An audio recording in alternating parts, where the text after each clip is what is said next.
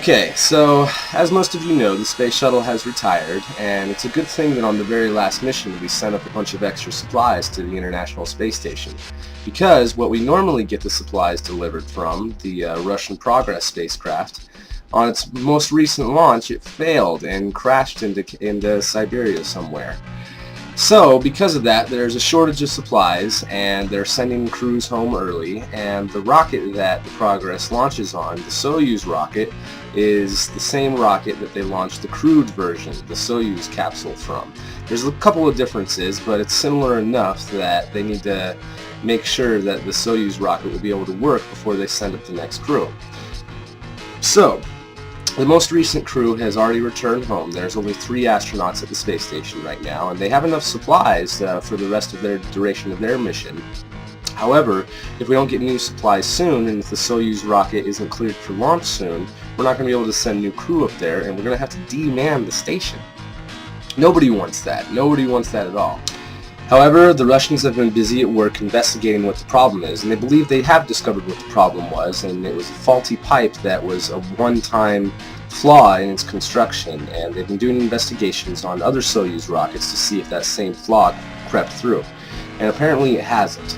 So what they're trying to go for is they're shooting for an early October launch that would have some satellites on it, and that one actually is going to be a debut launch from the French Guiana.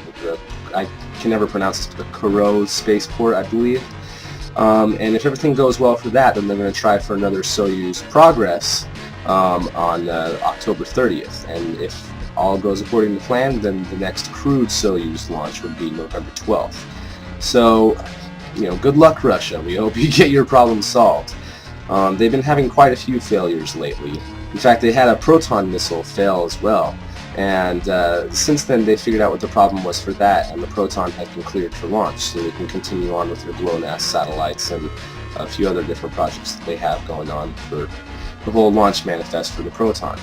And as soon as the Soyuz is cleared again, the launches will continue as they should. But this whole ordeal has just overemphasized our need for having our own cargo capacity. And we have that with 2 companies, SpaceX and Orbital Sciences. SpaceX is going to be launching their next demo mission to the space station, and they're hopefully going to be able to not only just rendezvous with the space station and do some fly-arounds, but also to be able to dock with the space station. And Russia hasn't exactly agreed upon it yet. In fact, there was a report that came out that said that Russia said no, and then both SpaceX and NASA both came out and said no, that report is not accurate. All the partners haven't, agreed or disagreed on it quite yet, so that is not true. So I thought it was pretty cool that NASA came out to defend them like that. Now, even though we need SpaceX's cargo and Orbital Sciences as well, SpaceX can't do this mission until the crew that's going to actually be at the station is there. And if the November 12th flight goes as planned, then it's not going to be till December that they'll be able to launch that. And as much as that would suck, that's what we're going to have to put up with.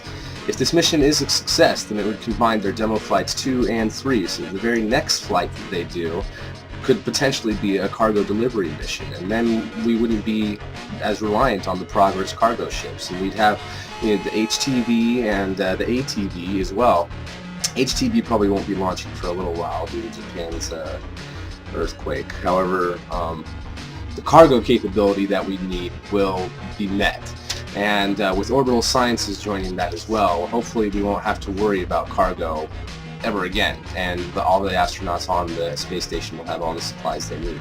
Now we just got to worry about getting the crews actually there, and we'll talk a little bit more about that. Now, there's a few other things I wanted to talk about with the Space Launch System, SLS. First of all, there's another company that's interested whenever they hold the competition for the side-mounted boosters, and that is Pratt & Whitney Rocketdyne. Now, Pratt & Whitney Rocketdyne already has the contracts for the J2X engine, the upper stage engine, and they're the ones who make the Space Shuttle main engines, the ones who are going to be doing the new type of expendable version.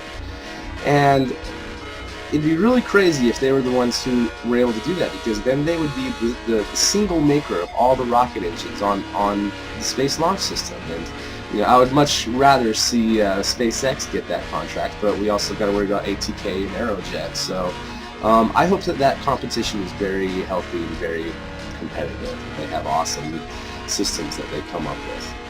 A couple other things that I wanted to talk about was some of the mission architectures that they're looking at. Now, after 2017, after the first test launch, they're going to have one more launch a year, and then they're going to have their first manned flight in 2021. And then they're going to have one more test flight a year until going to an asteroid in 2025. There's lots of things that need to be done in between there, especially figuring out how we're going to get to the asteroid.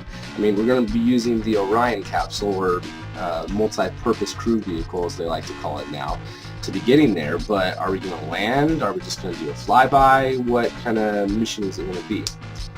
They haven't quite got to that yet, but I did make a mistake though. In my last video I said it was going to be $17 billion, and it's actually going to be $18 billion. $10 billion for the rocket, $6 billion for the Orion capsule, and $2 billion for ground support infrastructure, rebuilding towers, and a couple other things like that.